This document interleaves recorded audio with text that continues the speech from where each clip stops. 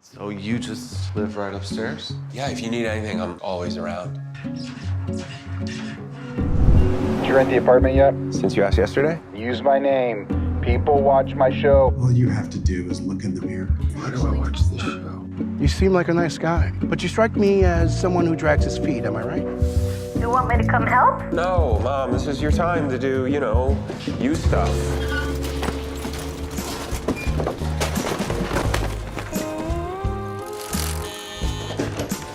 Hey, sorry, I know it's early, but I was hoping to see the apartment. Dana Allen, Graham Landry! Nice to see you.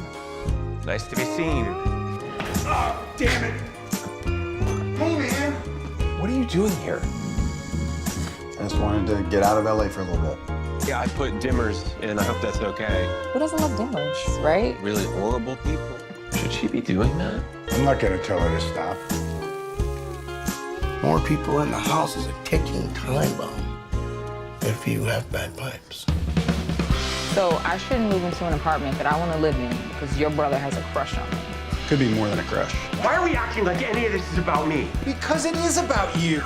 You know what I think? I think we need to stop wasting time. They're writing me off the show. Now what? No, this is bad. This is really bad.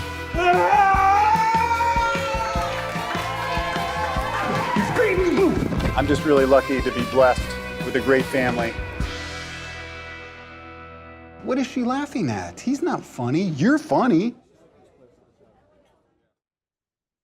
Hi, Hey there, how are you?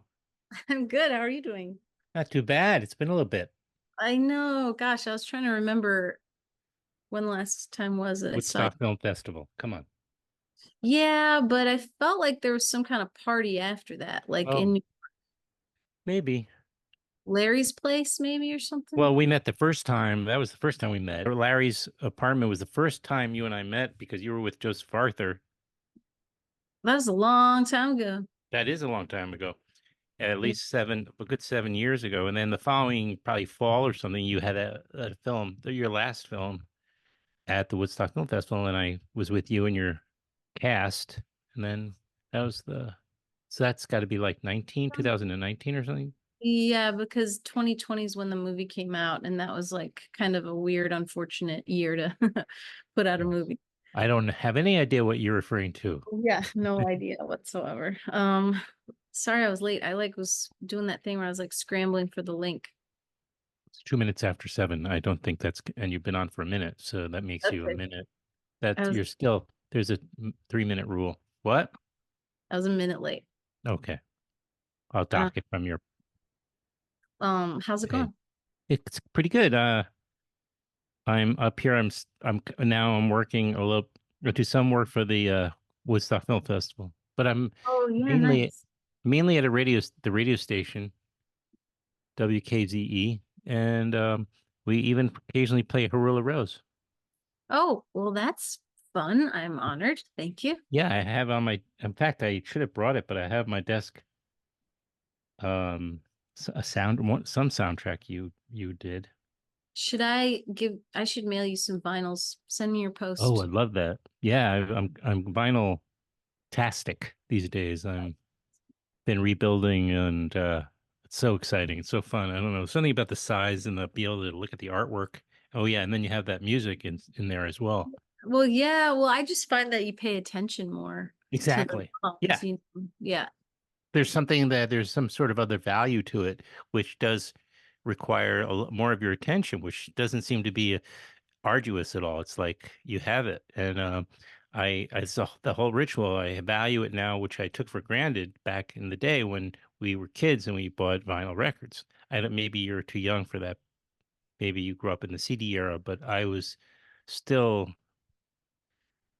buying records in the 70s. I was a kid, but I was buying records. I went to a local record shop in Forest Hills, and it was, Mhm. take the record home, play the whole thing with my headphones on, and you just sit and listen to. So I miss that, but I do it now. Yeah, I feel like records, they were around in my childhood, but my brother, sister, and parents were more playing the records. And then Uh-huh. I even remember there was like an 8-track player and 8 tracks hanging around the house. It was usually like old Greek music that like my parents Totally. brought with them Yeah. from Greece. And then I was a tape and a CD kid. I was obsessed with making people tapes and Well, CD yeah. That's mixes and whatever. And you know, yeah, I don't miss CDs. I do miss cassettes. Right. Yeah. I think well, we could have a whole other conversation and we should, if you have a new music project coming up, and you'll come into the station, we're in Red Hook, New York. Nice. Yeah, I'd love that. There's some new music stuff happening. Oh, that's good. It's funny. I know the publicist is probably thinking, what the heck are you doing? Get to the talk about all happy families. We're going to do it. But I'm around. I'm here. okay. Yeah. But I wanted to say that it's funny. Today we have this Wednesday feature on the radio where we invite local musicians. And so the evening drive host it's called Friends Day, Wednesday, Friends Day. And we bring in local musicians. So they canceled today, I guess. And so she texted me this morning, can you bring your guitar? And so I played 2 original songs on the air tonight, which isn't now the second time I've done it, but it's kind of came out pretty good. I'll send that to you if you don't I mean, yeah, that share. sounds fun. Like to share with you. Cool. You don't get nervous. I still get Yeah, a little nervous, sure. live, Yeah, whether it's nervous on is the good, radio though. or at a show. Yeah, sure. That's good though. It's good to get nervous. I didn't get like dry mouth or anything, but I'm a little bit seasoned, but I'm not. Yeah, yeah. I think a little bit of nerves is a good thing. Yeah, and it always Helps takes keep me you about focused. 2 songs into a set, actually. It's like 2 songs where I start to be like comfortable again. Right. So, Where you can get out of your head a little bit, or maybe more into the yeah, vibe. Yeah, and and stop just thinking be about. more conversational and Right. Yeah. whatever. It's just the Yeah. first 2 always are a little, I don't know about stiff, but there's something about it that doesn't feel wholly present. No, I understand that. I marvel at people who are so far beyond that, and they're just can deliver at 100% from the moment go. I know. That's I envy that. I really do. like our friend Joseph Arthur. Yeah, Joseph. Oh my God. And a lot of people in my life now, like I'm married to a musician and You are? he is so completely comfortable performing. He grew Yeah. up in a family of musicians, everyone performs and everyone's comfortable with it. And I just think that's amazing. Yeah, for sure. I think that's amazing. I want to know more about that, but maybe, we can talk about that at another Yeah. time. But so transitioning just to film in general, like, how does that translate that energy? You're comfortable, you've been doing creating music and recording and performing it obviously for some time. And I'm wondering how that translates to being in charge of a film set. And, how many films in is this now? All happy families? Well, this is my second time doing the writing and directing Okay. and like I guess you're always producing your own movie, but of the features it's number 2, so second Right. baby.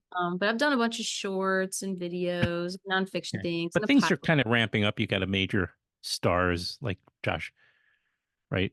Yeah, I hope that means something. Gosh, I'd like to Well, I make don't mean that in of itself, but I'm just thinking the pressure increases because you're gonna need to set the tone, and people are gonna have to feel like not only are they being taken care of, but that you are in control, right? And if it yeah. ramps up much more, you're gonna have major egos potentially, Yeah, unless you don't want to. I haven't run into that yet. Unless So you want to just not deal with that ever, that's another option and choice you can make. But it seems like, I actually know your star a little bit because I met him a few times. He was actually in a Broadway play with my ex-wife, and I got to meet him a few times backstage and chat with him and hear about stuff. And that just she got to be pals with, I guess, with him as much as one what can. show was that again? I think I Oh my remember. gosh. Okay. I'm gonna try to remember. It was about maybe it was off Broadway. Well, I can't recall if it was Broadway or off Broadway.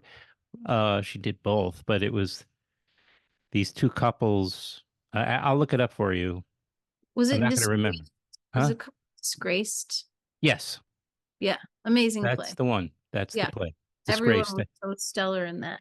In fact, I think that went from off Broadway to Broadway, and it started the film. It started rather at Lincoln Center, if I'm not, unless I'm mistaken. I don't think it was in that version. Then it went to Broadway, and they brought him in, and she went from the off Broadway to the Broadway And this production. old friend of mine from Chicago, a theater director, directed that, Small World of the World. And Wow. Josh, he's got this like Nexus effect where Yeah. Right. he's like Kevin Bacon, Zelig. everybody, Yeah. yes, He's uh, the right Kevin Bacon of whatever. Another one. of indies Yeah. and whatnot. Yeah. Yeah. Well, No, we go way back, Josh and I feel like because I know him so well, I guess the famous thing didn't really come into play as much, and everyone else is just so nice, like Becky and John and Rob and Chandra. Everyone's oh pretty my well gosh. known in their way. Like it's Yeah. kind of an insanely stellar cast. I Right. got so lucky that they all said yes and like dug the script and came on board. And I know I feel like I wish every movie was like this because it was sort of easy in that way. People said yes and we figured it out and it felt really organic. And every movie's hard, but this one in terms of that stuff was very exciting. Well, you know what they say. What? You know what they say? They say all happy sets are alike, but unhappy sets are unique. That's well, so I haven't had to deal with the ego thing yet in Mhm. my career, I would say. Or Right. Well, I would, I don't that's know. Maybe I'd be okay with juggling the ego as long as someone's not a jerk. yeah. I mean, you're right. Sometimes there are people that it's worth it, whatever because they're so incredibly talented and they bring so much of themselves and you know, they elevate the production and then they bring audiences at the end. So, there are people certainly like that, I'm sure. But you have to keep control of the set though. So Yeah. it's, like that's the important part, I suppose. You know, um, My whole but philosophy though is yeah, just that you can't have anyone be a jerk. right, Like from anybody from the PA all the way to the executive producers and the right. cast. It's just if you don't have the seed of evil, then you won't have to deal with it, is my take. So I feel Mhm. like I follow my instincts and I have had, knock on wood, pretty good luck or good instincts or whatever. Like if I just get a whiff of things being too complicated and I'm just like, oh, we changed our dates or whatever. I don't know. I've never had to deal with that. I hope that continues. Well, I do want to find out more about your transition into making film coming from the music business or being a musician, but I want to get into the film a little bit more. By the way, it is called All Happy Families, and it does star Josh Radnor, and it's opening theatrically on September 20th, I think. Yeah, the 20th, that whole Uh, week, and if it does well, they'll hold it over longer. But then it sure. also comes out on all of the digital ways of seeing things October 18th. Okay. So this is in part a way of having your theatricals in New York City and LA. So Yeah, I'm excited you to be could in New York. potentially qualify if that was something you wanted to do. We'll see, just it's Yeah, kind of sure. fun to travel around. I mean, I do love touring. Where are So, you? I'm in LA right now, Oh, right, but you're in LA. we're going. So Oliver, my husband's grew up in New York. His family's all there, so it'll be fun to see everybody. And then, this movie was made in Chicago, which is my hometown, and so much of Really? the cast and crew is there. So that's gonna be fun. We have a special screening there in October at the Music Oh, Box, where? which Oh, is the one of music the box. best places ever. So it's just fun to it's like having an excuse to throw a party, basically. Yeah, that's wonderful. You approach it with that sensibility, I think. Well, maybe that's the Special. music thing. I don't know. Yeah, well, you're special. I say that because I've talked to thousands, maybe, I don't know, many hundreds of filmmakers, and very rarely hear kind of that kind of way of talking about it. But I think that's a healthy kind of outlook. I remember going into a meeting once with someone, and she told me afterwards, you can't go into those kinds of meetings with your musician hat on if you're making Oh, movies. right. And I was like, what are you talking about? Like I don't know. The crossover to me makes a lot of sense, actually. It's just there's more at stake and there's more people involved, but you're Mhm. essentially like creating a thing that you can then manipulate and adjust in post with certain things you want to add or take Like you're in away. the studio.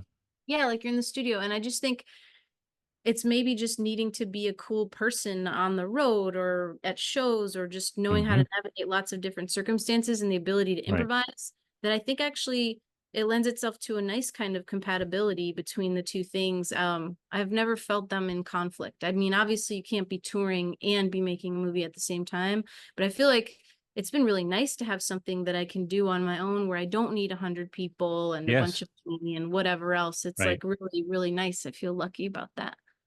I think it's fantastic that you have those, you know, those different kind of palettes, you know. And of Yeah. course, you're a dancer. And no, I'm kidding. But All Happy Nope. Families follows the Landry family as they reunite for the weekend to fix up their family home in Chicago. Graham Landry, played by Josh, really wishes his life was in a better place, especially since he's reconnected with his college crush Dana, played by Chandra. Did I pronounce that right? I think it's Chandra. Chandra Chandra, Russell. hard to Sue, see. Yeah. right. Sue Landry, played by the great Becky Ann Baker. What a delightful actor that Oh is my God. looking forward looking forward to the next chapter in her life when an incident at a retirement party forces her to question things, including her marriage to complacent Roy Landry, John Ashton, who everybody knows. Then Will Landry, played by Rob Hubel, the comedian, right, an actor. Mm-hmm. The television star blows in. What starts out as a benign family get together ends up spiraling out of control as some shocking news threatens to tear everything apart. Um, what a great, yeah, it is. It's a pretty sensational cast. It's part of the reason I wanted to talk to you. I really enjoyed the cast. Um, Yeah, they're amazing. They were so great. And I just from day one, like we did a reading on Zoom initially and just really? Because it was during the pandemic, well, it was like in and part, or it's just practical now, right? To do that. late Pando era, Right. Yeah. Um Pando it era. was Yeah. it was in summer of 22. Uh-huh. And so we still had a COVID compliance officer person and all this stuff. And so just in terms of prep, also because you don't have a ton of money and time to get people out early to rehearse together, I was like, oh, let's see if we can do at least a reading.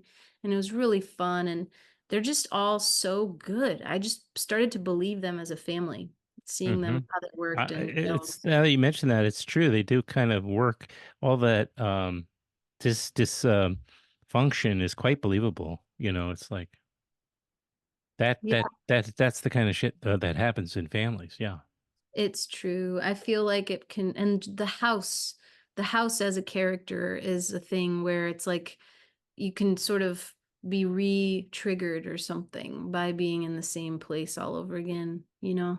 Well, Um, of course, many, I mean, if anybody, I don't have my childhood home to return to anymore, but and then there's the family, just the family dynamic, regardless of the place. But yeah, between those two things, if you go back to your childhood home, and there's even if you don't, when you get back with your the core family unit that you grew up with, it's going to be all the old dynamics are there, and they're complicated. They're funny. They make for good fun comedy, right? But mhm.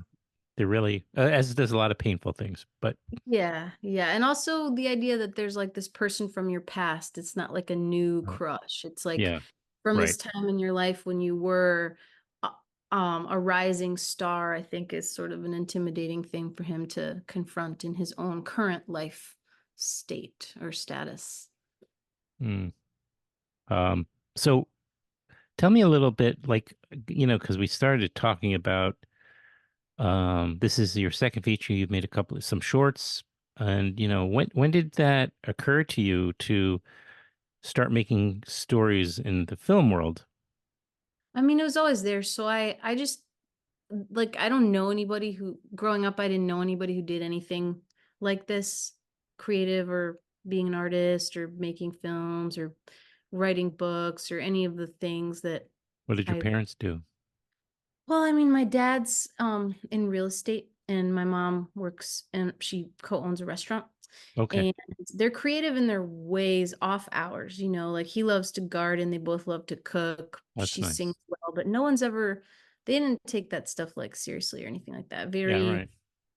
and even they even growing up, it was like, oh, this is such a fun hobby, but make sure you have like a real thing. Mhm.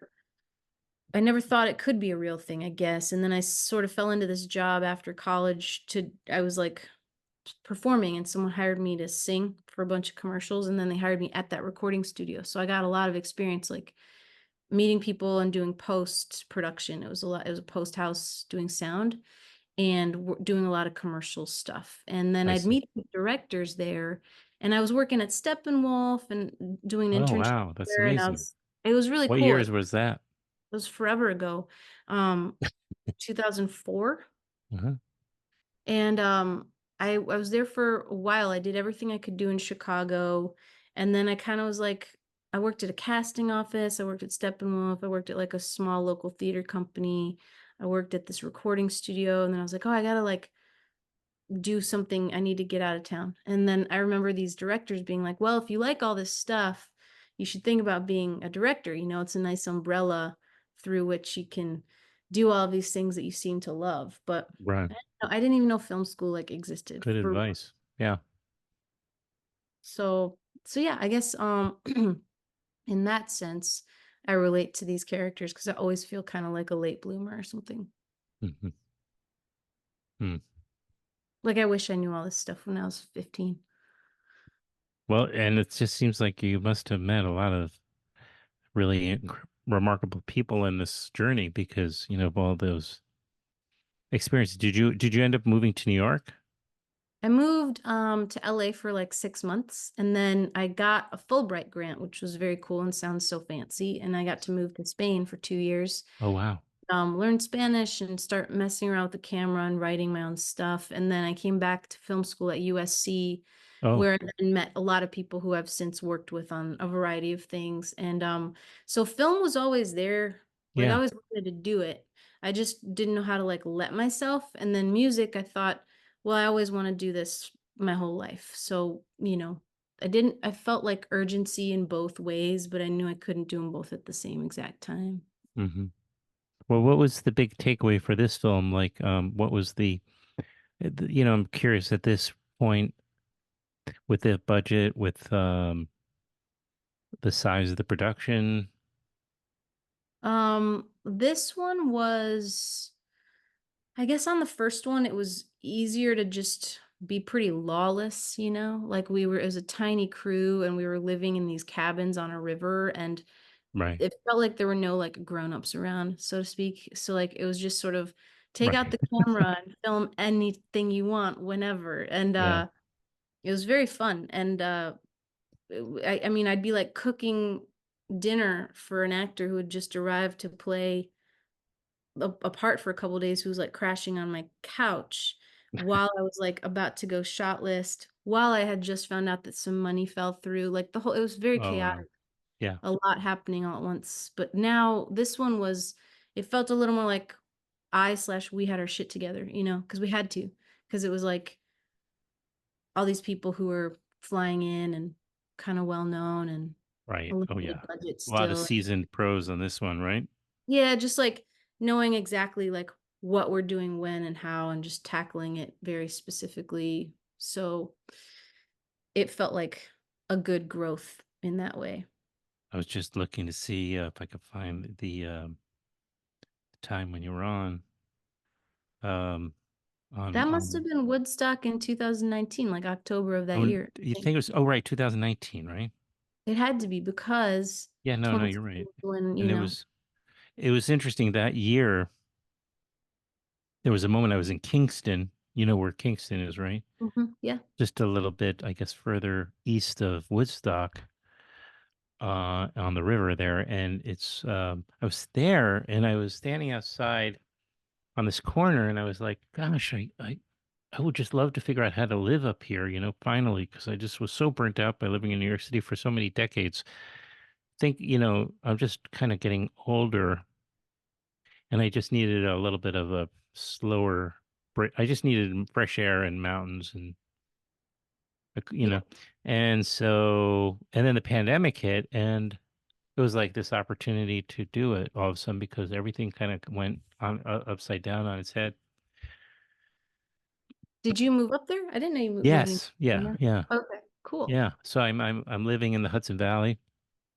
Nice. So Red Hook is just where you work. You still keep I a work spot. in Red Hook, New York, which is not Brooklyn. It's the one that's up by, Oh, yeah, the got other Red it. Hook and near Yeah. Bard College and all Okay, that. okay. This is all making more sense now. Right, yeah, yeah, yeah. Right. And so, yes, and so I'm relatively close to Woodstock and all that. I live on the river, but I for love it up oh, there. You're lucky. I yeah, no, mean, I do I too. know.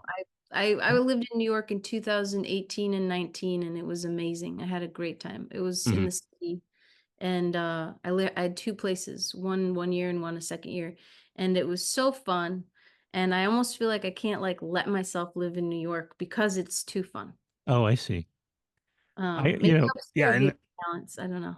and then working at a radio station, I'm just like kind of immersed in music and funny enough in film too. It's just like up here, I'm just involved in a lot of just the most creative environment. It's pretty fantastic, Yeah, it's a nice community up there, it seems like. Yeah, I yeah. go- Community is the word. Exactly. Yeah. It's really nice. Well, we'll see. You're still quite young, so we'll see. Maybe your journey will end up I bringing you mean, back. we're pretty staunchly in LA right now, but I No, I like understand. Sure. like he loves it here more than I do because I've been here Okay. longer. But we'll Well, see what happens. sure. Um, Again, the name of the movie is All Happy Families. Obviously, I kind of played with the quote earlier. It's from Tolstoy. It opens up, I think, Anna Karenina. Mm-hmm. All the idea being that all happy families, they're more kind of generically the same, similar, but it's the unhappy families that have their own unique story to tell. And this is probably like one of them. This is very true. Yes. Directed and film and written rather by I Haroula Rose. co-wrote it. Yeah, my friend Oh, Kobe and I co-wrote this. okay. Also starting in 2020. He was an actor. You saw Once Upon a River, so he plays Right. Yeah. You guys came, that uh was 2019. Yeah. he plays the uncle who's very Oh, questionable and creepy in that movie. And he's yes. also like the nicest person in real life and so Right. funny. He's a good writer. And I didn't even know he could write, but I was just like, oh, we were all getting along so well. And like the way we're handling dialogue and his ideas, I was like, we should try writing something sometime. And then Nice. And then 2020 you actually happened and did. now let's Well, find it. Yeah, yeah. beautiful. Well, where is it playing? Tell me where it's playing. I know it's playing. Um, You mentioned in the Chicago, right? Where was it again Oh, in yeah. October? Well, okay, so yeah, I'm gonna go in order because Let's, that my yeah, brain that's a remember good way to do it. all of the things. So Monday is a SAG screening in New York, and then Tuesday it's the opening night film at the Soho Film Festival at the Angelica, which is gonna be so fun. And then Friday the 20th, opening night is when Josh and I are gonna do a Q&A at the AMC Empire up on like Oh, 42nd. in Times Square. Yeah, and then Just so Saturday. people know these theaters hold a room for smaller budget films like yours. I know it's amazing. AMC's been pretty There's a cool. program for that. Yeah.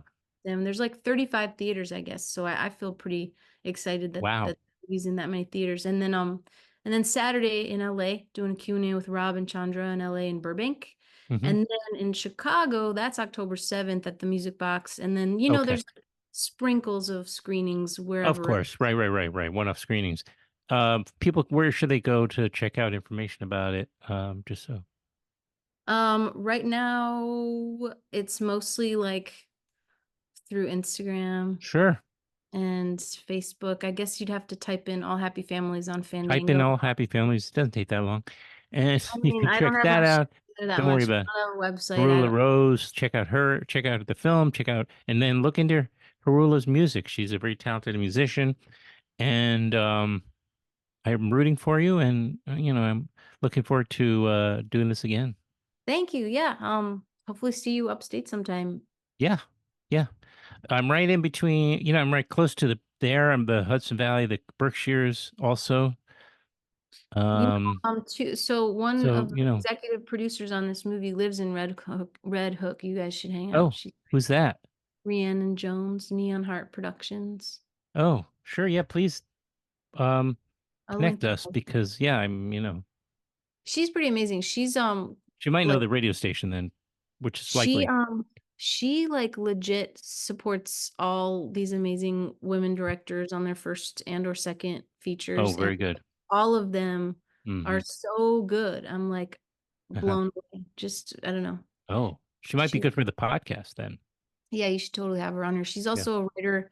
She wrote a movie that came out this year too called Cora Bora. I don't know if you saw that, but and No, yes, but she's like writes and produces and does her own stuff. So lovely. Well, I'm glad. Yeah, please, I don't know if you have my email or anything, but I it's probably just do. probably it's easy. It's just, I mean, I don't care. Adam at filmwax.com. Oh yeah, easy So, enough. but Yep. yeah, if you think of it, be great. Thank Cool. you. Yeah, I think are we done? That went by so fast. Well, I mean, it's kind of one of those things. It's like, let's see where things take us. And And I feel like I should say yes, the thing we should close on, since you and I are both so interested in the convergence of this whole music and film thing, please. is Yeah, that that's great. there are original songs in this that I'm very proud Oh, of. oh, I'm Um, glad you brought that up. there is Tell this me about it. Brazilian, yes, there's this Brazilian artist named Gabriel de Rosa who's Hmm. on Stone's Throw, the label, who I saw open for Coco, which is Oliver and Maya and Danny. They're this trio, this band that I The love. Oliver of the marriage. Oliver Hill, yes, Oliver of the Marriage, and his band is called Coco. But so Okay. at this show, this guy opened, and I'd been looking for a way to like get the montage scene to work sonically, and I had this one thing in there that I couldn't afford, and it always ends up working out having an original song. It ends up being so much better, and so I just like went up to him afterwards and was like, "Hey, I'm making this movie. Do you want to da da da?" And so it was really fun having like an original song in the opening titles and the end titles, and then in this really key montage scene. And Hmm. so we're trying to figure out who can put out our soundtrack for us with Oh, us. great. Okay. Well, and Um, who's the what was the name of the artist though who did that song? Gabriel DeRosa. Okay, you mentioned them. Okay, Gabriel DeRosa. Very good. Yeah, and there's a Coco song in there. And then Zach Ray, who's my longtime friend and has composed on a bunch of my stuff, also did some of the score with Oliver. And the music was just really fun, finding the instruments to like tell Hmm. the story and make sure it wasn't too dramatic or too, slapstick or telling people Right. when to laugh or anything. Right. Yeah, yeah, yeah. So Great. yeah. Well, I mean, I'd love to check out the music somehow, maybe even incorporate it. Yeah, I have a SoundCloud link. I'll send it to you. Thank you. Okay. All right. Well, thank you so much. It was good to chat again. Same here. Next time in person. Yes, for sure. That sounds great. Okay. All righty. Thank you. Well, have Okay. a good evening. You too. Thank you. All Bye. right.